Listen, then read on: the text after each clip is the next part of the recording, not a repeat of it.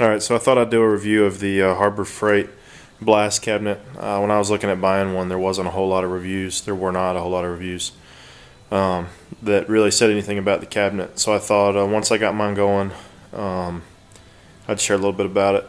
Basically, this cabinet gets a lot of good reviews and it gets some fairly bad reviews. I think first, before you buy it, you need to know what you're buying. It comes in a box. You got to put it together. And unfortunately, Harbor Freight does have some cheap equipment. It came down to this versus a scat cabinet for me. I was looking at buying the scat cabinet it was going to run me about $600 by the time it was shipped to my house, and but it was going to have a good gun. It wasn't going to leak. It was going to be American made, so it was going to be a good unit. This they're notorious for leaking. The interior light is pretty pathetic, and the gun is pretty terrible from what I've heard. So when I got mine, I set out to change those things. So I started with an new interior light. As you can see, it lights up pretty well in there. What I did was I just went to, I think I got that at Home Depot actually. Home Depot, Lowe's, I don't really remember. Went and got a light, and I rigged it up so that I've got a switch here. Okay, so I changed the light.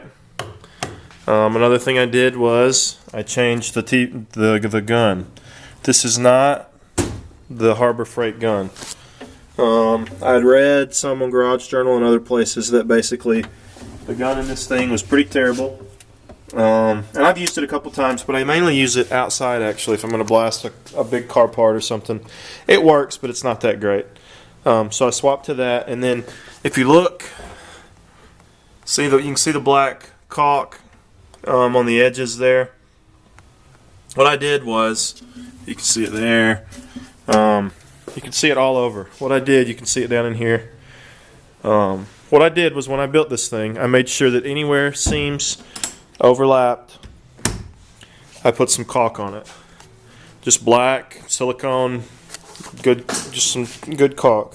You can see I didn't wipe it all off, but so I covered every seam with caulk, and this is where the old light panel was. I guess I could have put this here, but I wanted it up there, so I just made a little cover and riveted and caulked it and riveted it in. So I did that, and then the final thing that I've done, and I'm not finished yet. I'm still trying to decide what layout I'm going to have. I want, but I'm going to have an air dust filtration system. Right now, what I'm using is the Dust Deputy, and this thing is absolutely unreal. It works really, really well. I'm just trying to figure out. I'd like to get a smaller shop vac and get this thing so that it's a little more compact. But I just took what hoses I've got and some PVC, and I threw together a quick setup there. So that's what that is. But so far, I don't have any problems with the Harbor Freight cabinet. It works really well with the modifications that I've done. It blasts, no sweat. Here's a battery tray out of a '66 Bronco that I'm working on.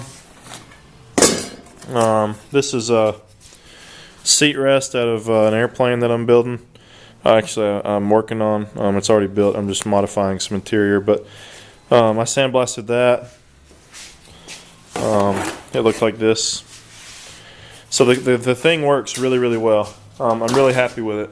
So if you're thinking about getting a Harbor Freight cabinet and you're willing to do a few extra steps here and there, I would suggest it. I think you'd be all right. I spent this was on sale 4th of July weekend for I think $129. I had shipping, which was probably another $15, but I ordered a bunch of stuff, so that was all right. So $129 on sale. I think they're normally $199, and you're looking at I probably spent $25 for the light and the switch and all that, and then you're looking at another $185 plus ship, or $89 maybe for the gun. These are the Harbor Freight gloves, and they're working real well so far.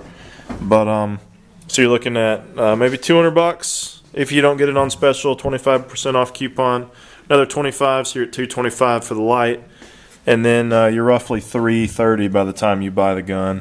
And it's a good setup. You know, if you're If you're maybe doing something for a living, sandblasting, I don't know if it'd be what you're looking for. But if you're just hobbyist, I think it'd probably be perfect. It has been for me.